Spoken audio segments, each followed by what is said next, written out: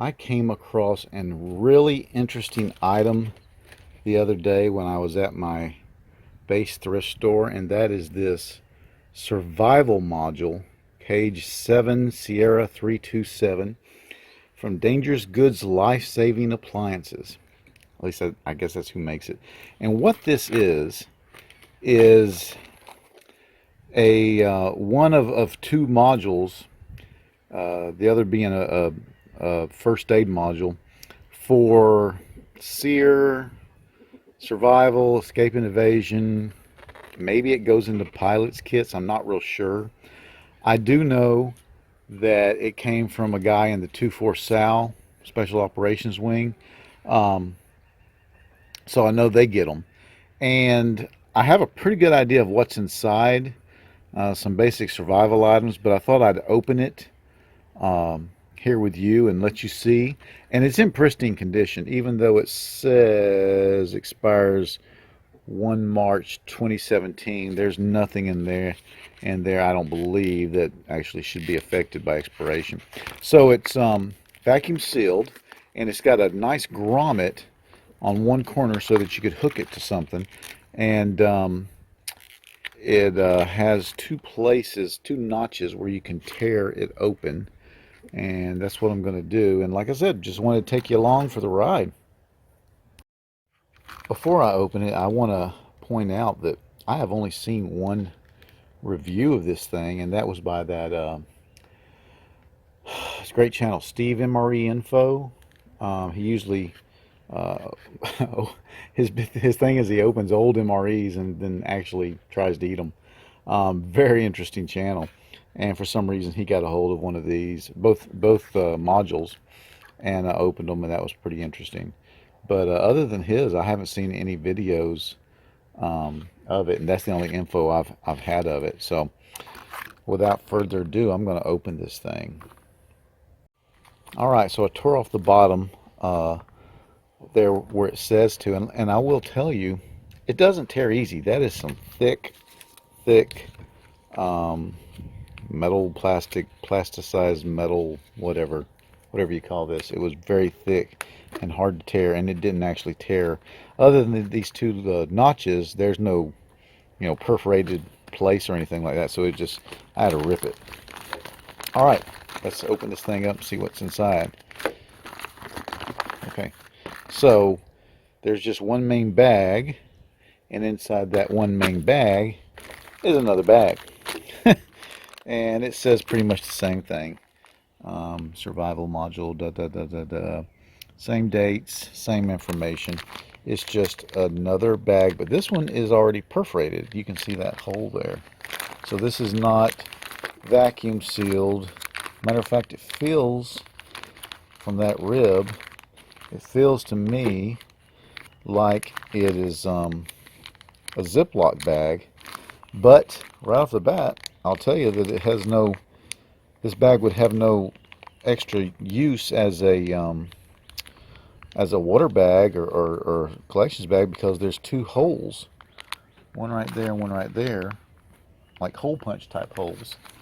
And they're not in this bag, they're not in the outer bag, so I have to assume they were put there on purpose before they were placed in that second bag. That's odd, because I would have thought that this bag would make a fairly good, have a fairly good second use as a container, water container. But that's not the case now. Well, let's open it and see. All right, so like I said, it's just a regular Ziploc bag, and the contents are just willy-nilly inside. So we'll just chunk them out here and see what we got. All right, so here's what we got. First of all, we've got a Camovac cravat. And I would say that it's basically a triangular bandage, the kind you've seen in military first aid kits for years and years and years. Except this one is water repellent and antimicrobial, which is kind of cool. It's got two safety pins in it, just like the kind I used to get. I think the Army used to call them drive-on rags, but in the Marine Corps we just you know, we use them for everything, uh, probably except for their intended purpose. But they were triangular bandages. I still have a few of them laying around, and they were great for all kind of things. But this one, being water repellent and antimicrobial, is kind of interesting. It's also, we're going to say it's camouflage. It looks like it's a digital sage camouflage in there. Okay. All right. So next we have an Ultimate Survival Technologies signal mirror. And this is a very nice signal mirror. I've seen them before. The military buys them, and you can buy them yourself. They are very, very good signal mirrors. Then we have a universal handcuff key. That's interesting. It's interesting. I mean, I have a handcuff key. I carry it on my EDC keychain. I don't know that I understand its use in a survival situation, because should you be captured by the enemy, I don't know if they'd use handcuffs.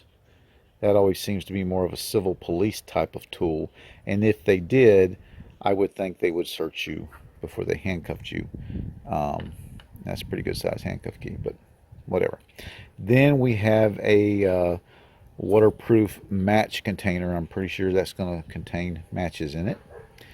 Then next we have a whistle, and just like the signal mirror, it's got its own lanyard, which is cool, because one of the first things you would probably want to do is put all these items on lanyards, and you've got two to start off with.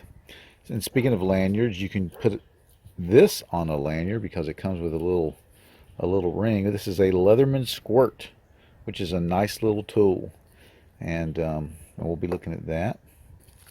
And then, partially because I can read through the bubble wrap, and partially because of MRE Steve, or is it Steve MRE? I can't remember. This is a glass bottle of Aquapure water purification tablets. That's really good stuff to have. Then you've got 2 packages of wet fire. These are also commercially available. So far, everything I've seen here, with the exception of that, I've never seen that, although I'm not saying you can't get it, but everything you see here, you can get commercially fairly easily. Then I have 2 finger lights. And by finger light, this is something you see in the pilot community. These are little lights that have Velcro attachments so that you can attach them to your finger or anything else you want to attach them to. And there's Birdie.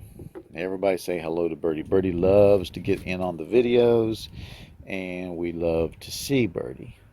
She's helping me demonstrate one of the finger lights, and that's the red finger light. And as you see, you can attach it to your finger. You also can attach it to a lanyard, and that'll make it easy for carrying, and it will enable you to make a buzzsaw out of it. Kind of like when you take a chem light and put it on a string and swing it rapidly, it creates a buzzsaw effect, and it's really good for signaling. Now, I want to notice something. Each one of them came with a little square of Velcro with an adhesive back, so that would enable you to attach this to something and then attach the well, if you use the right side, then attach the finger light to it. So they tried to make it as usable as possible. I'm going to conduct a little experiment. When Steve over at Steve MRE Info did his review, he said that one of these lights was broken. I don't think it was. I think it's an IR light, and if you look there, you will see I'm right. The one on the right is an IR light, and see, I can't see that without the camera, but with the use of the camera, I can see the IR. So, Steve, if you ever watch this video, your flashlight wasn't broken; it was IR. Delving deeper into the matches container. It's more than just a matches container. The top has a little bit of a mirror for signaling, and then at the very top inside of the container is a small compass. And it looks like a pretty good little compass. It's working pretty good right now, pretty much pointing north. And then inside, underneath that compass, would be what I can only imagine is going to be some matches. So sure enough, there was a sealed package of some of those wind-resistant matches with a striker, and one of my favorites, the ooh, this one's hard too. Ooh, I don't want to turn. A striker. Man, he does not want to turn. A flint and steel striker. And I don't know if it's just stove up or if there's something wrong with it, but it does not want to work. Let me play with it a little bit.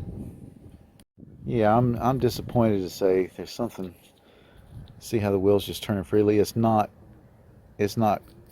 rubbing against the flint that should be in there. The way these work is there's a piece of flint running inside this handle, and it's spring loaded, or it's supposed to be, so it pushes up against this steel wheel, and when you turn it, it creates sparks.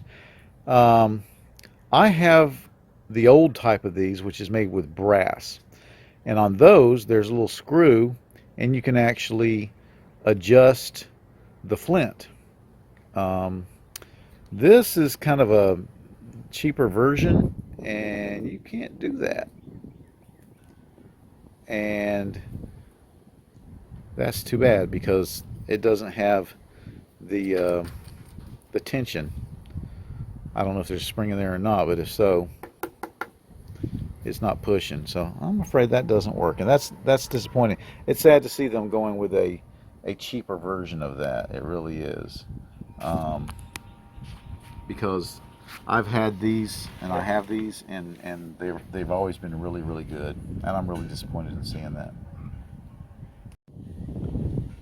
The Leatherman squirt is a nice little tool, and I'm kind of happy to see it in there.